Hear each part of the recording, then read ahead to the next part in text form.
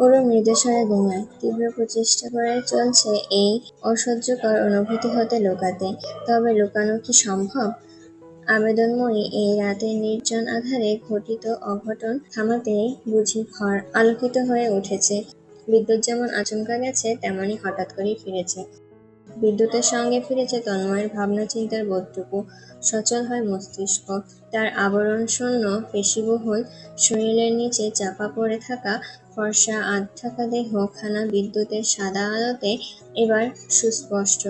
অরুর মেদহীন কোমরে তার একটি বলিষ্ঠ হাত এখনো রয়েছে, অন্যটি অরুর হাত দুটো শক্ত করে ধরে আছে, ওকে সম্পূর্ণভাবে দৃঢ়ভাবে নিজের কাছে বন্দী করেছে। বিড়ালছানার মতন অসহায় অরু বিদ্যুতের আলোতে এবার লজ্জায় লাল হয়ে গিয়েছে, কান ধরে গলা রক্তিম হয়ে এসেছে। মুহূর্তে তন্ময়ের উত্তেজিত জর্জরিত শরীর অসাড় হয়ে আসে। এক ঝটকায় ঝাপটে বন্ধ করে নেয় দু চোখের পাতা। ব্যাকুলভাবে অনুভব করে অরুর কম্পমান অঙ্গ-প্রত্যঙ্গ। বাইরে তখনও বর্ষিত হচ্ছে অদরকারি বর্ষণ। তন্ময় তৎক্ষণাৎ উঠে দাঁড়ায়, এক মুহূর্তের জন্য দাঁড়ায় না। অশালীনভাবে দ্বিতীয়বার না চেয়ে চোয়াল শক্ত করে চোখ-মুখ বুজে কয়েক কদমে ঢুকে পড়ে নিজের কক্ষে। শব্দ করে দরজা বন্ধ করে। দরজায় সুঠাম পিঠ লেপ্টে ঠায় দাঁড়িয়ে রয়। হৃৎপিণ্ড তিরতির করে কাঁপছে তখনও। বুকের ওঠানামার গতি অস্বাভাবিক দ্রুত। ঘন ঘন শ্বাস-প্রশ্বাস ফেলে নিজেকে ধাতস্থ করে নেবার অসীম চেষ্টা। এতটা অসহনীয় বোধ হয় এই প্রথম লাগছে তার। এরকম একটা বিশ্রী রকমের কাজ করে সে পালিয়ে এসেছে। তার ওরও নিশ্চয় কষ্ট পেয়েছে। ওকে ওভাবে ফেলে এসেছে ভেবেই রাগের শরীরটা সবকিছু উত্তেজনা হারিয়ে ফেলল। আজ যদি তার অধিকার থাকতো, তাহলে কি অপরাধবোধ কাজ করতো? এতটা দ্বিধায় আক্রান্ত হতে হতো না হৃদয়কে। বাবাকে দেওয়া প্রতিশ্রুতিও সে রাখতে পারেনি। বিদ্যুৎ না ফিরলে সে কি করে বসতো? ভাবতে শিরশির করে ওঠে মেরুদণ্ড। এত বড় একটি ধাপে সে চলে এসেছে। এই ধাপে পা রেখেও কিভাবে নির্লিপ্ত থাকবে, কিভাবে নিশ্চুপ রইবে? নিজেকে দমিয়ে রাখার রাস্তা তো আর নেই। তার পক্ষে আর নির্লিপ্ত থাকা সম্ভব নয়। পরিবারের সম্মতি পরোয়া করাও তার দ্বারা আর হবে না। যা হবে এবার তার ইচ্ছেতেই, তার মতেই। সারা রাত তন্ময় দু চোখের পাতা এক করেনি। সজাগ হয়ে চেয়ে রয় বাইরে। বৃষ্টি পোঁটলা পাঁটলি বেঁধে চলে যায়। কালো মেঘে সাদা হয়। চাঁদ ডুবে সূর্যোদয় হয়। সবটা ঘটে তার চোখের সামনেই। এ যাত্রায় ঘড়ির কাঁটায় ৭টায় থামে। তন্ময় ফোন হাতে তুলে নেয়। কল করে সুমনকে। সুমন গভীর ঘুমে আচ্ছন্ন তখন। ঘুম কি বসের চেয়ে বড়? না, একদমই না। সে তড়িৎ উঠে বসে। কল রিসিভ করে ফোন কানে তুলে নেয়। মুখ খুলে গুড মর্নিংটুকু শেষ করতে পারে না। তন্ময় অধৈর্য কণ্ঠে শোধায়, আশেপাশে কাজী অফিস আছে? চমকে ওঠে সুমন। বিস্মিত চোখে শূন্য হয়ে চেয়ে জিজ্ঞাসার সুরে বলে, কেন স্যার? তন্ময় থমথমে গলায় বিস্ফোরণ ঘটানোর কথাটি নির্বিকার ভঙ্গিতে বলে বসে, আমি এই মুহূর্তে বিয়ে করব। যা যা ব্যবস্থা নেওয়া নিতে হবে। কি কি প্রয়োজন বিয়ে করতে? তার খোঁজ লাগান। কাজী অফিসের লোকেশন ট্র্যাক করুন সর্বপ্রথম। কাছাকাছি হলে ভালো হয়। যত দ্রুত সম্ভব তত ভালো। আপনি আমার কথাগুলো বুঝেছেন? সুমন কিংকর্তব্য বিমূঢ়। হওয়ার কথা কি নয়? এর থেকে আশ্চর্য বিষয় দুটো হয় না। মিটিং করতে এসে বস বিয়ে করতে চাচ্ছে? ও মাই গড! সুমন চিন্তিত বাকরুদ্ধ। এসব যদি পরে তার বড় বস জানে? সুমন সবচেয়ে বেশি ভয় পায় মোস্তফা সাহেবকে। এই কাণ্ডে যদি সে হাত লাগায়, তার হাতই কেটে দিবে। কেটে দিলেই বা কি? ছোট বসের কথাও তো অমান্য করা সম্ভব নয়। সুমন গলায় তরোয়ার নিয়ে কোনোমতে শোধাতে চায়, হঠাৎ এমন সিদ্ধান্ত কেন স্যার? কিছু কি হয়েছে? তন্ময় অধৈর্যের সপ্তমে। ধৈর্য ফুরিয়ে গিয়েছে। অল্প অবশিষ্ট নেই। সে তাড়াহুড়ো গলায় বলে, কোনো প্রশ্ন নয়। বিয়ের আগে এই কথা যেন লিক না হয়। যা বললাম তাড়াতাড়ি করুন সুমন সাহেব। I am serious about this. Suman ফোনের ওপাশে মাথা দোলায়। দ্বিতীয় প্রশ্ন করবার সাহস করে না। কিন্তু মনে একটা প্রশ্ন রয়েই যায়, পাত্রী কে? মনে একজনের চেহারা ভেসে ওঠে। সে কি? ধড়ফড়িয়ে ওঠা বুক চেপে বলে, স্যার, মাত্র আধা ঘন্টা দিন, সবকিছু অ্যারেঞ্জ করে ফেলবো। তন্ময় ফোন কান থেকে নামিয়ে বিছানায় ফেলে। গোসলে ঢোকে। গোসল সেরে বেরিয়ে বাথটব করে। ভেজা চুলে দাঁড়ায় গ্লাসের সামনে। বাইরেটা উজ্জ্বল। খণ্ড খণ্ড শুভ্র মেঘ নীল আকাশ জুড়ে। স্বচ্ছ পানির সুইমিং পুল দেখা যাচ্ছে। দীর্ঘশ্বাস ফেলে তৈরি হয়ে নেয়। তৈরি হয়ে ফোন হাতে তুলে নেয়। পুনরায় কল করে সুমনকে। সুমন এক রিং হতেই রিসিভ করে। তন্ময় চটপট শোধায়, কত দূর? সুমন তড়িৎ জবাবে বলে, সব রেডি। ইভেনে সাত সকালে কাজীকে ধরে বেঁধে এনে কাজী অফিস খুলিয়েছি। আমি এখন হোটেলের সামনে আসছি। কয়েক মিনিট পরই বাজলো ডোরবেল। তন্ময় সেই মুহূর্তে বেরোলো। ঢোক গিলল, আর চোখে চাইতেই দেখলো অরু সোফায় বসে আছে। পিটপিট চোখে লজ্জিত মুখে বারংবার চাইছে। অস্বস্তি ওর এক একটা হাব ভাব। তন্ময় দরজার দিকে যেতে যেতে আদেশ ছুড়ল, রেডি হ, আমরা এক্ষুনি বেরোবো। কোথায় যাচ্ছি এই প্রশ্ন মস্তিষ্কে নিয়েই ওরও মাথা দোলালো। মনের কুঠুরিতে থাকা প্রশ্নটি করার স্পর্ধা পেল না বোধহয়। চুপচাপ রেডি হয়ে এলো কিছু মিনিটের মাঝেই। সুমন তৈরি হয়ে বেরোনো অরুকে দেখেই আরো নিশ্চিত হলো। তার ধারণা বুঝি সঠিক হতে চলেছে। তবে দেখে শুনে যতটুকু বুঝলো অরু কিছুই জানে না। নির্বোধের মতন চুপচাপ বসে আছে। নিত্যদিনের মতন চঞ্চল আজ নেই। কিছু কি হয়েছে দুজনের মধ্যে? তাহলেও বা তার কি? সুমন নিজের ভাবনা চিন্তায় তালাবদ্ধ করলো। একচিত্তে গাড়ি চালাতে থাকলো। পেছনে বসে তন্ময় অরু দুজনেই চুপচাপ ভদ্রসভ্যভাবে বসে। আজ কাজটাও তোলা। ওরও বায়না ধরেনি কাজ নামানোর জন্য। আড়ষ্টভাবে বসে আর চোখে চেয়ে যাচ্ছে শুধু। তন্ময় সবটা না দেখেও অনুভব করলো কিছুক্ষণ পর যে কাহিনী ঘটবে সেটা কিভাবে মেনে নেবে ওরু। ও কি ভয় পাবে? কাজী অফিসের সম্মুখে এসে থামল গাড়িটা। তন্ময় বেরোলো প্রথমে। ওপাশে এসে দরজা খুলে ধরলো ওরুর জন্য। ওরু বড় বড় চোখে কাজী অফিসের সাইনবোর্ড দেখলো। আশ্চর্য হয়ে বেরোলো সে। জিজ্ঞাসু চোখে চাইল তন্ময়ের দিকে। সে দৃষ্টি পরিপূর্ণভাবে অগ্রাহ্য করলো তন্ময়। ওরুর হাত ধরে স্থিরচিত্তে হাঁটা ধরলো ভেতরে। কাজী অফিসের ভেতরে দুইজন ঢুকলো আনম্যারিড রূপে, বেরোলো ম্যারিড রূপে। অরুর গলায় সুন্দর গোলাপ ফুলের মালা, তন্ময়ের গলায়ও সেটি। নিজ হাতেই দুজন দুজনকে পরিয়েছে। সুমন এবং সুমনের বড় ভাই সহ চেনা পরিচিত কিছু মানুষও বেরিয়ে এসেছে পিছু পিছু। তারাই ছিল পরিবার হিসেবে। বিবাহিত অরু তখনও তাজ্জব। তন্ময় তাজ্জব অরুকে গাড়িতে বসিয়ে সুমন সহ বাকিদের উদ্দেশ্যে বলল, আজকের জন্য ধন্যবাদ। আনুষ্ঠানিকভাবে বিয়েটা হলে নিশ্চয়ই দাওয়াত পাবেন। সুমনের বড় ভাই রসিকতার সুরে বলল, মিষ্টি খেয়েছি তাতেই হবে। তন্ময় মাথা দোলায়। সালাম জানিয়ে বিদায় নিয়ে গাড়িতে উঠে বসে। বিয়েটা বেশিক্ষণ প্রাইভেট রাখা গেল না। হাওয়ার গতিতে সে খবর শাহজাহান বাড়ি পৌঁছে গিয়েছে এবং সবকিছু স্তব্ধ হয়ে গিয়েছে ঠিক ওরুর মতন। তন্ময় গাড়ি চালাতে চালাতে প্রশ্ন করল, বাসায় কি বলবি? ওরু বোকার মতন শোধালো, কি বলবো? তন্ময় ধীর গলায় শিখিয়ে পড়িয়ে নেবার ভঙ্গিতে জানালো, বলবি এই বিয়ে তুই স্বেচ্ছায় করেছিস, তোর ইচ্ছেতেই সব হয়েছে। ওরও পুনরাবৃত্তি করল, স্বেচ্ছায় করেছি? আমার ইচ্ছেতেই হয়েছে? তন্ময় ভ্রু তুলে বলল, স্বেচ্ছায় নয় বুঝি? তুই কি আমাকে বিয়ে করতে চাসনি? আমাকে বিয়ে করার ইচ্ছে নেই? ওরও ঘাবড়ে গেল। ভোরকে তোতলানোর সুরে কোনো রকমে বলল, তা কেন হবে? তা নয়, আমি আমি চাচ্ছিলাম। তন্ময় সন্তুষ্ট হলো খানিক। আদেশ দেবার মতন নির্দেশ দিল, এখনকার মতন থেমে থেমে নয়, ফ্রেশ কণ্ঠে ছটছট করে বলে দিবি, তোতলানোয় চলবে না, বুঝেছিস? ওর না বুঝে বুঝেছে, বোঝাতে মাথা ঝাঁকালো। তন্ময় দীর্ঘ নিঃশ্বাস ফেলল। তাকে আর শাহজাহান মোস্তফা চিবিয়ে চিবিয়ে খেয়ে ফেলবে নির্ঘাত। চাচ্চু কিভাবে বিষয়টা নেবে তা নিয়েও শঙ্কিত সে। ভালোই ভালোই সকলে মেনে নিলেই হয়। বাড়ির ছেলে মেয়ে বিয়ে করে নিয়েছে নিজেদের মতন পরিবার ছাড়াই। এই বিয়ে কি হয়েছে? হয়নি। মোস্তফা সাহেব মানবেন না এই বিয়ে, কখনোই না। আজ এই বাড়িতে তার ছেলে থাকবে, না হলে সে থাকবে। আপাতমস্তক একটা ফয়সালা হবে এবার। তিনি বৈঠকে বসবেন, মানুষ ডাকবেন, ছেলেকে বহিষ্কার করবেন। এ মেয়ে ধরা ছেলেটার একটা শিক্ষা হওয়া দরকার। ফোনের ওপাশে সুমন কাঁপছে, ঠকঠক করছে পা জোড়া। প্যান্টটা তার একটু ভেজা ভেজা লাগছে। অতিভয়ে ভিজে গেছে নাকি? হওয়ার সম্ভাবনা 101%। প্রচণ্ড ভয়ে তার গোপন এক চাপ। মাঝে মধ্যে দুইটা সচরাচর আসে না, তবে একটা অনায়াসই হয়ে যায়, যেমন এখন হচ্ছে। মানে হবে হবে ভাব। কপালে বিন্দু বিন্দু ঘামের চিহ্ন। শার্ট ঘামে ভিজে গায়ে লেপটেছে। অপর পাশে দানবীয় কণ্ঠে তার মালিক এখনো চেঁচিয়ে যাচ্ছেন।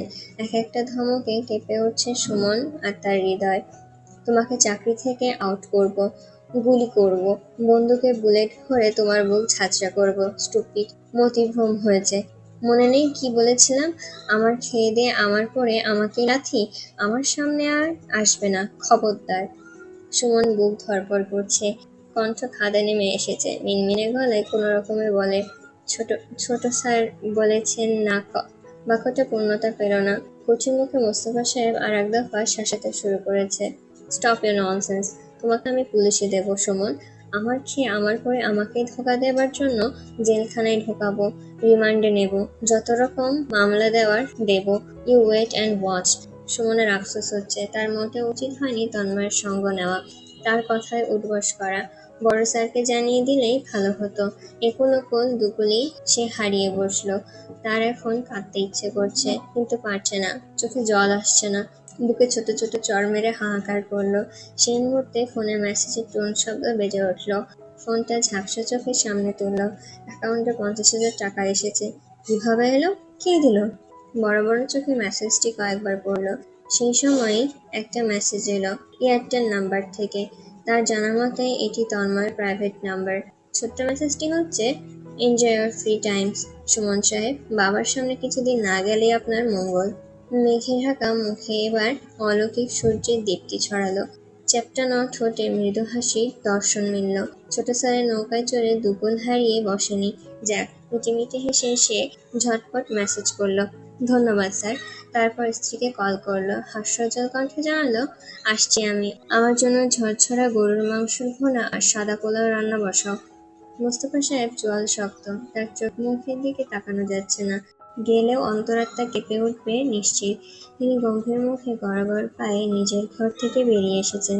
লিভিং রুমে নরম সোফায় বসে বিচারকের মতন। ইতিমধ্যে শাহজাহান বাড়ির সবার নিকট হাওয়ার গতিতে বিয়ের খবরটা পৌঁছে গিয়েছে। সকলেই জানে তন্ময় আর ওরও তিন কবুল বলে বিয়ে করে ফেলেছে। এহেন সংবাদ শোনার পরে পরিবারের এক একটি সদস্য এক এক রকম ভাবভঙ্গি, আকার ইঙ্গিত। যেমন জাবেদা বেগমের কথাই বলা যাক, ভদ্রমহিলা ট্রে সাজাচ্ছেন। ট্রেতে দিয়েছেন মিষ্টি, 2 রকমের শরবত, কেকের একটা পিসের টুকরো, 2টো টিস্যু। ছেলে মেয়েকে পরিবারের পরম্পরাগতভাবে আপ্যায়ন করার জন্য একেবারে প্রস্তুত তিনি। অন্যদিকে মুফতি বেগম লিভিং রুম থেকে কাছের সবকিছু সরিয়ে নিচ্ছে। তার মতে আজ ভালো রকমের ঝামেলা বাঁধবে, তর্ক বিতর্ক ঝগড়াঝাঁটি হবে। তর্কে উইনার কে হবে মুফতি বেগম জানেন, কে উইনার হবে না তাও তিনি জানেন। যে উইনার হবে না সে লিভিং রুমের সব ভেঙে ফেলবে, এটিও জানেন। এই জন্যই আগেভাগে সব সরিয়ে রাখছেন। মোস্তফা সাহেব কঠিন চোখে আপাদমস্তক ছোট ভাইয়ের বউকেই দেখে নিলেন। শিরশির করে উঠল মুফতি বেগমের শরীর। মারাত্মক ভয় পেলেন, তবে সরানোর অভিযান বন্ধ করলেন না। দুরু দুরু কম্পমান বুকে কাচের ফুলদানি চেপে অগোচরে চলে এলেন। রান্নাঘরে ফিরেই আটকে রাখা শ্বাস ফেললেন। বড় বাঁচা বেঁচেছেন। আর চোখে দেখলেন ব্যস্ত জাবেদা বেগমকে। নিচু গলায় সাবধান করলেন, এইসব রেডি করছেন কি বকাঝকা খেতে ভাবি? ভাইজান মারাত্মক রেগে আছেন। এই সাজানো গোছানো ট্রে দেখলে তার হাই প্রেশার আরো হাই হবে। জাবেদা বেগম চিন্তিত মুখে ফিরে চাইলেন। অনর্গল বলে গেলেন, এজন্যই কি নিয়মকানুন মানব না? বিয়ে তো হয়েছে, তাই না? এই বিষয়ে তো অস্বীকার করার মতন না। আর আমার ছেলেটা অকারণে নিশ্চয় এমন করেনি, কারণ আছে। ও আসলেই জানতে পারবো। মাত্রই রান্নাঘরে ঢোকা সাবিহা মায়ের কথাবার্তা শুনে মাথা দোলায়। সে তার মায়ের সাথে সহমত। তারও তাই মনে হয়। সে উদ্বিগ্ন কণ্ঠে জানায়, আজ বাদে কাল বিয়ে তো হতো, কালকে বাদে আজ হলেই বা কি? আর ওরও ভাইকে পছন্দ করে। বিড়াল ছানার মতন ভাইয়ের চারপাশে ঘুরে ফিরে বেড়াচ্ছে। আকার ইঙ্গিতে সবসময় বুঝিয়েছে ও ভাইকে পছন্দ করে। দুজন দুজনকে পছন্দ করে যেহেতু বিয়ে হলে আরো ভালো না? মুফতি বেগম সাবধান করলেন, ধীরে সুস্থে বল, বড় ভাইয়া শুনে নিলে তোর খবর আছে। রান্নাঘর ভেঙে ফেললেও ফেলতে পারেন। সাবধানখানা কাজে লাগলো। সাবিহা মৃদু ভয় পেল, কণ্ঠ নামালো। ফুসুর ফাসুর করে আরো কিছু মন্তব্য ছুড়ল, তবে কথা শেষ করে গেল না। রান্নাঘর থেকে গেল, মায়ের সাথে ট্রে সাজাতে হাত বাড়ালো। সে সময় রুবি উপস্থিতি ঘটল। মেয়েটা দৌড়ে এসেছে, কপালে তার বিন্দু বিন্দু ঘাম। এসিতে থেকেও সে ঘেমে নিয়ে একাকার। গরম গরম আশ্চর্যজনক অবিশ্বাস্য খবরাখবর শুনেই বোধহয় এসেছে। প্রথমে সে বিশ্বাস করতে পারেনি, তবে বাসায় হাতচাল দেখে এবার বিশ্বাস করতে বাধ্য হয়েছে। আজ সাংঘাতিক কিছু ঘটবে বলে আশঙ্কাও করেছে।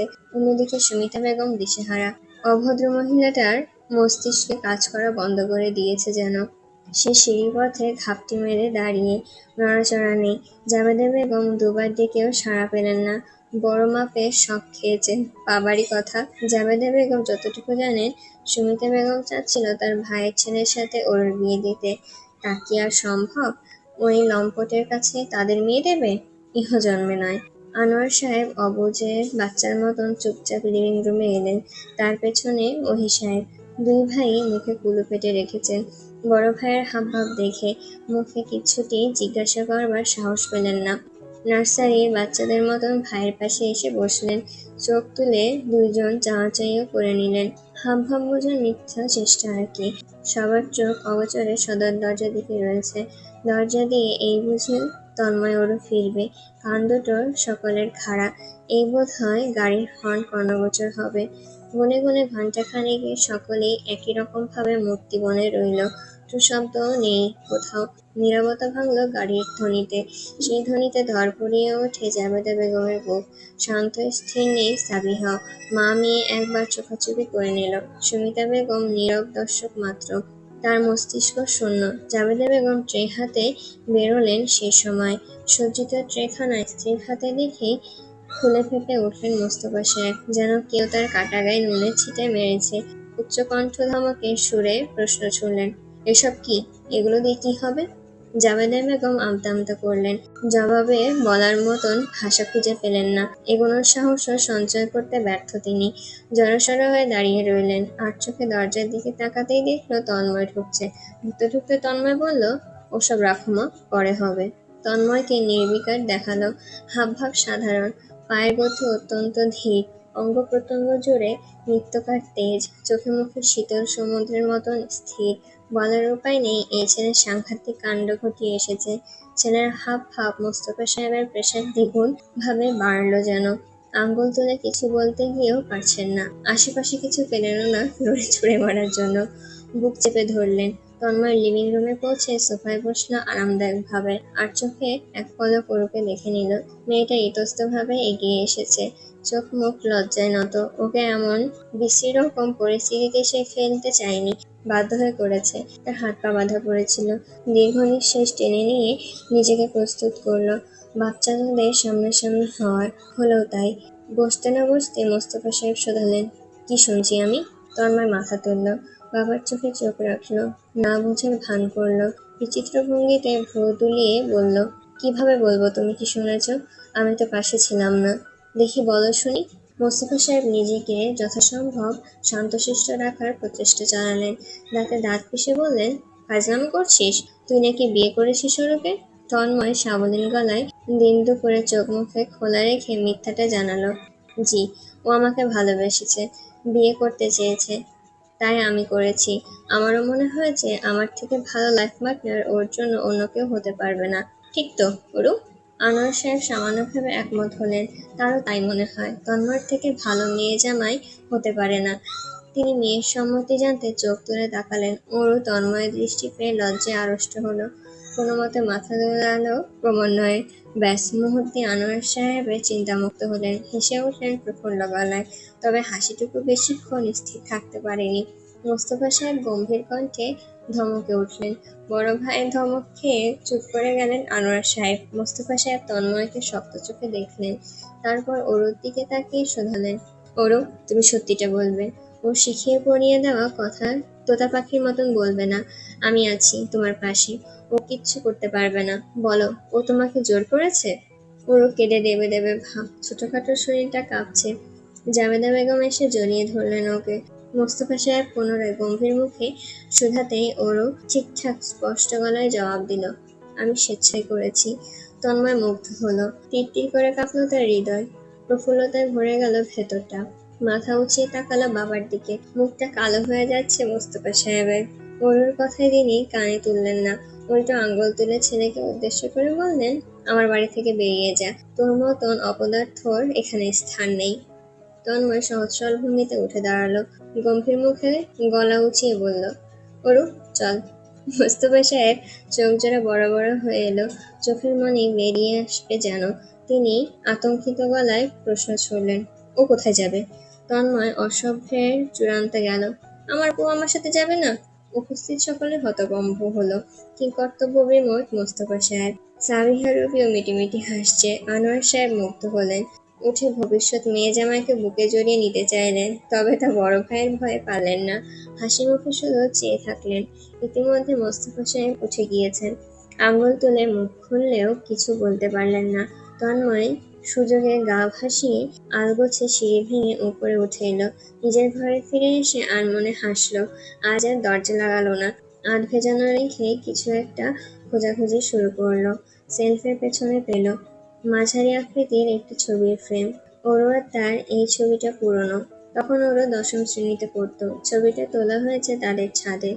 ওরও তার পাশে দাঁড়িয়ে তার পানে কেমন মুগ্ধ চোখে তাকিয়ে। তন্ময় মৃদু হাসছিল তখন।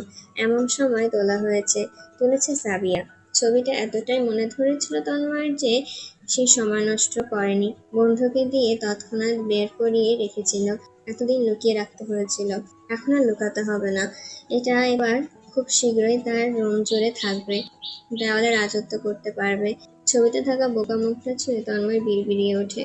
বাবার ভয় আশঙ্কা কখনো সত্য হবে না। আমি হতে দেব না। আমরা সারা জীবন ভালো থেকে সুখী থেকে দেখিয়ে দেব। কেমন?